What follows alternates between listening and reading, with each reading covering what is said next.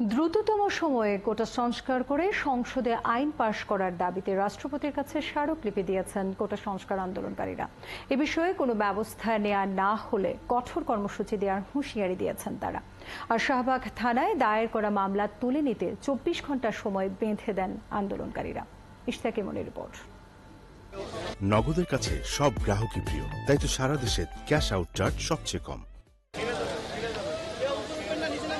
কোটা সংস্কারের দাবিতে আন্দোলনকারীদের 12 সদস্যের প্রতিনিধি দলটি রাষ্ট্রপতির কাছে স্মারকলিপি নিয়ে বেলা 2:45 বঙ্গভবনে প্রবেশ করে। জাতীয় সংসদে জরুরি অধিবেশন ডেকে যৌক্তিকভাবে কোটা সংস্কারের দাবি জানায় তারা। রাষ্ট্রপতির সামরিক সচিব স্মারকলিপি গ্রহণ করেন। 15 মিনিট বঙ্গভবনে অবস্থানের পর প্রতিনিধি দলটি বেরিয়ে আসে। গুলিস্তানের বঙ্গবন্ধু স্কয়ারে সংবাদ সম্মেলনে আন্দোলনের নেতারা বলেন, 24 ঘন্টার মধ্যে রাষ্ট্রপতি ও সরকারের পক্ষ থেকে কোনো ব্যবস্থা নেওয়া না হলে কঠোর কর্মসূচি দেওয়া হবে।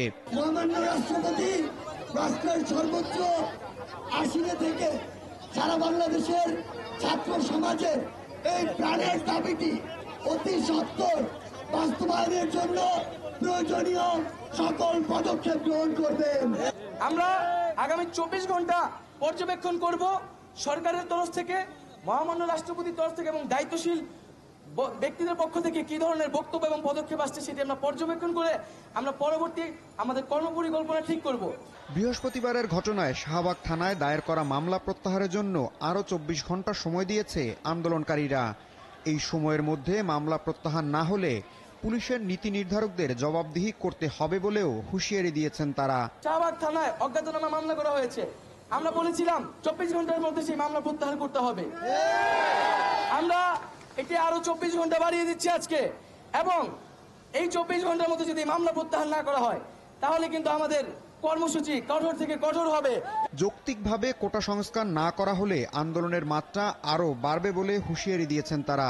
একই সাথে অন্য কোনো উপায়ে আন্দোলন বন্ধ করা যাবে না বলেও জানিয়েছেন আন্দোলনকারীরা। ইশতিয়াক ইমন, 71, ঢাকা।